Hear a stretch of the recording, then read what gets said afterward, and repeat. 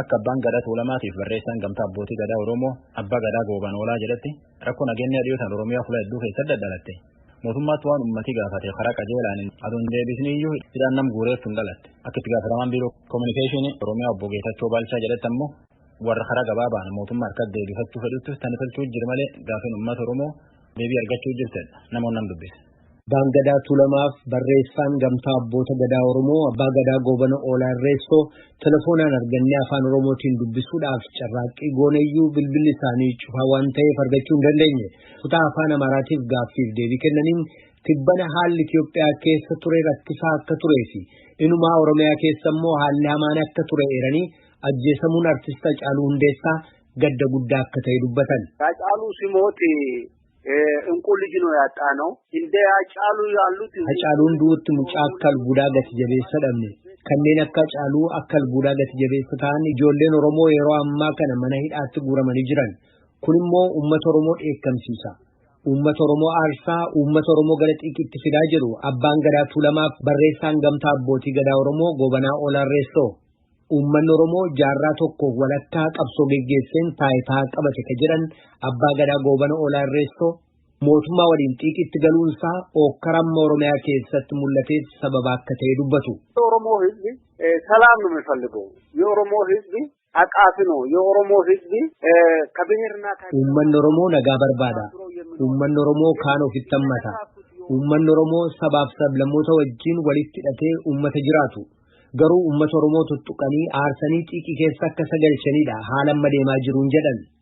Miseensota 75 kan of keessaa qabu gamtaa abboota gadaa Oromootiif barreessaa akka ta'an abbaa gadaa tuulamaa goobana oolaa irreessoo haalli jiru akka kanatti ka deemu yoo ta'e baay'ee balaamaa akka ta'e dubbatu. ኦሮሞ ውስጥ የሚንቀሳቀሱ ተቃዋሚ ፓርቲዎች Paartileen mormituu Oromoo keessa socho'an paartileen biyya bulchan wal gargaaranii walitti hidhatanii biyya kana gara jireenya wayyaawaatti gara guddina wayyaawaatti gara paartii wayyaawaatti ceesisuun uturra jiru yeroo ammaa kana kataa jiru paartilee morkattootaa hidhuu namoota bebbeekamoo hidhuu ari'achuudha.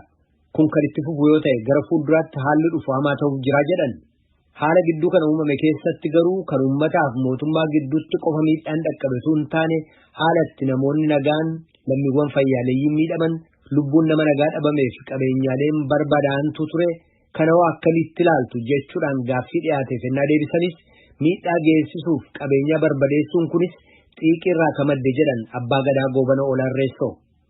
ወንድሙ ከጎን ሲወርቅ አንተ የምታረቅና የምትይዘውና የምትጨብጠው ያሳጣል ንዴት ይህ ላይ ደግሞ obboleessi keessi maddiitti ennaa kufu waan gootu waan qabdu waan dhiistu si wallaalchisa aariin mootummaan nageenya eegsisuudhaaf humna sanatti hin girne itti bobbaasee tarkaanfii sanatti hin girne innaa irratti fudhatu uummanni xiiqii keessa galee gara walitti bu'iinsa sablammiitti gara qabeenyaa barbadeessuutti seena. Naga eegumsaaf tarkaanfiilee irratti fudhataman dandamachuu hin dandeenye uummanni Oromoo yeroo kana dadhaban xiiqii keessa galanii aarii keessa galanii ka godhanidha. Malee uummanni Oromoo uummata sirna gadaatiin jiraatu. Uummanni gadaan jiraatu immoo gubi nama ajjeesu hin jedhu. Yeroo lolaallee warra lolu keessaa akka namni du'u hin barbaadu. Balbala baniif haa baqatu jedhaa jedhan. Maanguddummaadhaan walitti bu'insa ittisuuf araara buusuudhaan kanneen beekaman abbootiin gadaa yeroo ammaa keessumaa yeroo haalli hamaa biyyattii keessatti mul'ataa jiru kanatti maal akka gochaa jiran ka gaafataman barreessaan gamtaa abboota gadaa Oromoo abbaa gadaa goobana oolaa irreessoo gama kanaanis mootummaa komatan. Gamtaan abboota gadaa Oromoo akka lakkoofsa Itoophiyaatti bara 2006 gamtaa Oromoo jabeessuuf jecha kan mootummaan ijaare ta'uu ibsanii ammas fedhaaf eeyyama mootummaatiin ka socho'u ta'uu dubbatan. እንሰባሰብና ስለዚህ አገር እንማከር ማለቴ እንፍጠር walgeenyee waa'ee biyya kanaa mari'annu furmaata tolchinu jenneellee naa walgeenyu anatu dhaabee anatu ijaaree anatu walitti qaba malee walga'uu hin dandeessa waan jedheef amma ugguramnee jirra. Ani amma abbaa gadaa tuulamaati. Abbaa gadaa warra kaan waamee mareechisuu hin danda'u jedhan abbaa gadaa goobana oolaa irreessoo. Mootummaa naannoo Oromiyaatti hoogganaan biiroo koominikeeshinii mootummaa obbo Geetachoo Baalchaa garuu kun dhara jedhu. Abbootii gadaa Oromoo kan geggeeffamus kan gurmaa'e abbootii gadaatiin ergama isaanii fi waliin hojjetanii hin qabu, yeroo itti wal argatanii hin qabu, yeroo mari'atanii hin qabu. Amma ni beeknutti mareen isaaniis wal argeen isaanii fi karuma isaaniitiin kan hoogganamu mootummaan yoo gurmaa'anii sirna gadaa naannoo keenya keessatti guddisuuf hojii isaanii hojjetan gaariidha waan jedhu deeggarsa kennuurra darbee ofii isaatii abbootii gadaa gurmeessee bobbaasuu hin qabu. Mootummaan yeroo barbaannutti nutu si waama jedhee waan isaanitti dubbate qabaa gama keessanii. Sirni gadaa sirna mataa isaatiin ofiisaa danda'e hoogganamuudha akkuma beekamu. Kanaaf sirna gadaa keessatti abbootiin gadaa qooda qaban qabu. Qoodi isaan qaban mootummaadhaanis bakka bu'u, qaama biraatiinis bakka bu'u, qooda ofii isaaniitii mataa isaaniitii qabanidha kan isaan qaban. Kanaaf mootummaarraa waan eegan hin qaban. Yeroo kana walitti qabamaa, yeroo kana walitti hin qabinaa jedhee mootummaan kallattii laatuuf hin qabu. Mataa isaaniitti wal arganii mari'achuudhaaf qaama deeggarsa irraa barbaadan biiroo aadaa fi turizimii Oromiyaarraa deeggarsa fudhatanii waan gaafatan waliin hojjechuuf mari'achuu hin danda'u. Isaan daangaa isaaniitti godhu jiru mootummaan ajaja akkasii hin kennu. Rakkoon ammaa Oromiyaa keessatti mul'atu jechuun mormiiwwan hidhaan kan geggeeffamu ajjechaan yookiin duuti dhala namaa wanni akkasii gaaffileen uummata Oromoo durarraa jalqabee dhagahamaa ture ammallee deebii argachuu dhabuurraa kanneen maddan jedhaniiti kan isaan dubbatan. Yaada kanatti waliin galtu yoo waliin galtan ta'e sababaan maali jettu?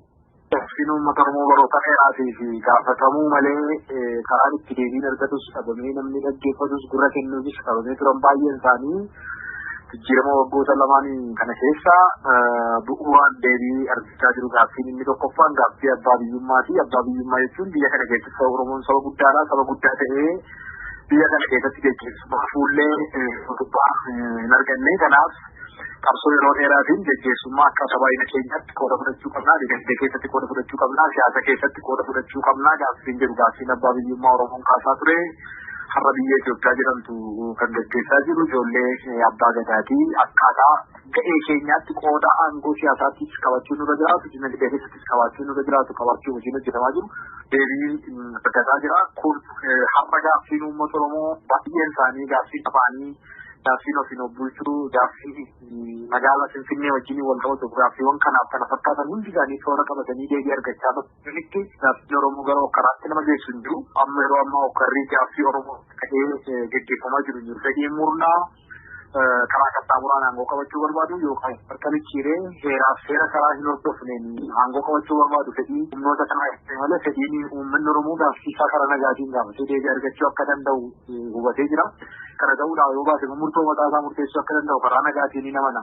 Garuu gama mormitootaati kan jedhani miseensonni hoogganoonni dhaabota mormitootaa adda addaa mana hidhaatti guuramuu sirnaanillee mana murtiitti dhiyaatanii dhimmi ittiin himataman itti himamuu dhabuu bakka adda addaatti sababa adda addaatti hidhuutu jira.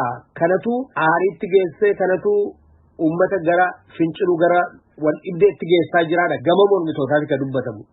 Namni biyya kana keessatti gaaffii siyaasaa ajandaa siyaasaas qabu paartii siyaasaas ta'e kamiyyuu karaa nagaatiin sochii godhu irratti daangaan tokkoyyuu hin jiru biyya kana keessatti. Kun waggaa lama dura qabsoo godhameen uummanni ofii isaatii deebii ofii isaatiin ni qabsaa'ee hoggansa jijjiiramaatiin deebiitti argateedha. Ammaan booda paartii siyaasaa miseensa paartii siyaasaa ta'uutiin yaada addaa qabaachuutiin fedhii addaa qabaachuutiin namni hidhamu namni dararamu namni dhiibbaan irra ga'u hin jiru. Kan jiru yoo jiraate namoonni maqaa da'oo paartii siyaasaa ta'uutiin yakka hojjetaniin maaliif gaafatamu kan jedhu ta'uu danda'a. Namni yakkaan shakkame tokko kamuu yoo seera cabsan yeroo seeraan gaafatamuuf deeman immoo akka waan dhiibbaan maqaa paartiitiin irra ga'utti wanti odeeffamu yoo jiraate malee eenyuyyuu qulqulleeffachuu danda'a. Namni kamuu miseensa paartii ta'ee waan jiruuf namni dhabee ani amman beekutti hin jiru. Hidhamnaan gocha kana kan raawwatu kamuu itti gaafatamu qabaa jechuudha. Biyya kanatti eenyuyyuu seeraa gadi waan ta'eef. Hoogganaa Biiroo Kominikeeshinii Mootummaa Naannoo Oromiyaa Obbo Geetaachoo Baalchaa ibsa nuu kennitaniif guddaan isin galatoomsadha. Galatooma.